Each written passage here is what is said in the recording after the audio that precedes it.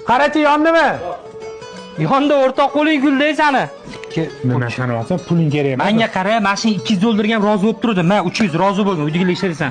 O'rtoq, mashina devorimni qildirish uchun uchichalar 1000 so'rayapti. 700 bo'lganda berardim o'rtoq mashina. O'rtoq, menga bergan, men qilib beraman o'shani.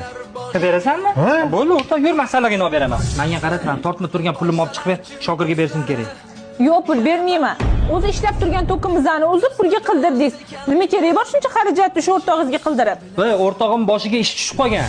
Kelgan joyimdan oyligimni bermayapti, qizim operatsiya uchun qarz bo'lsa ham topib olib boraman. Onasi sabr qilib turgan, qilamiz o'shani. Ha, bo'pti.